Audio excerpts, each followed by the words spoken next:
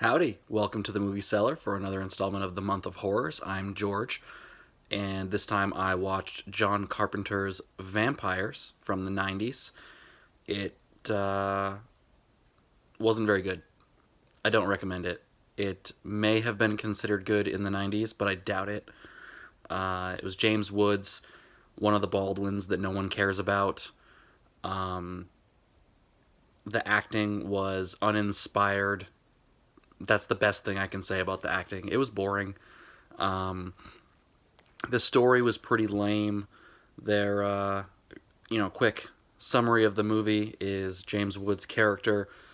You sort of find out throughout the movie that his father was turned into a vampire, didn't tell his family, killed the mom, went after James Woods' character as a child. James Woods' character had to kill his own father, blah, blah, blah, blah, blah, taken in by the Catholic Church and raised to be a vampire hunter working specifically for the Catholic Church. So that's his backstory, and then he is chasing down a specific vampire who allegedly was the first vampire that the Catholic Church made on accident. So apparently they started vampires now. So if you are really into vampire lore, you can just throw this out as a bunch of bullshit. Not that vampires aren't already bullshit, but if you're into vampires, this doesn't make you happy. Alright, so they're chasing vampires. The vampire that they're after taunts them. There's a big fight at the end.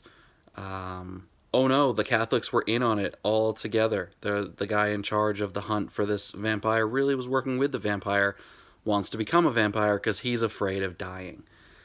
The Catholic, the guy in charge with the Catholics, I think he's a cardinal in this movie, is afraid of dying because he doesn't believe in God, so he wants to be a vampire. That's the whole movie. There's a love interest. A prostitute gets bitten by a vampire, and then the Baldwin that's in the movie decides to treat her like shit, hit her in the face, treat her like she's a hostage, and then somehow fall in love with her, wants to protect her. Then she bites him more and is turning him into a vampire, and he still wants to protect her. So, yeah, and somehow this movie spawned 2 sequels. They were direct to video, but spawned 2 sequels for this bullshit. So, some not so interesting things that I found out was apparently this movie was originally offered to a different director, and James Woods was not the original interest.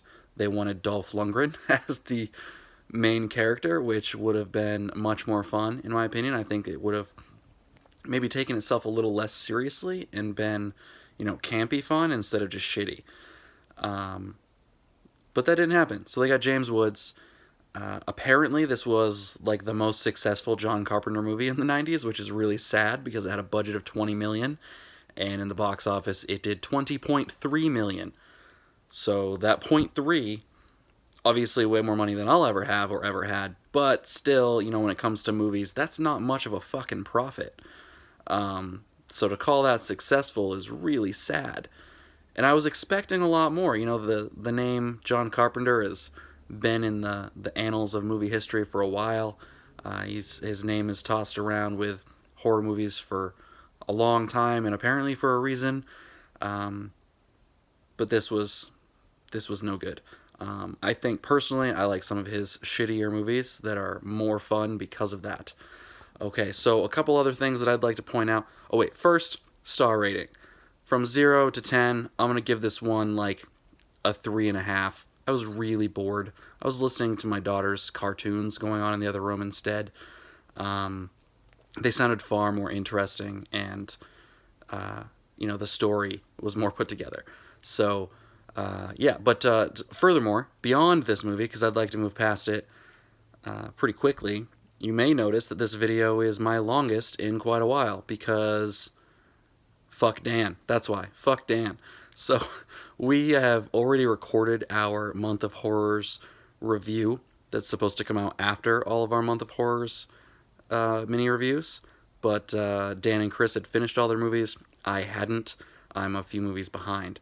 So I'm recording this after we have already gone through our movie review.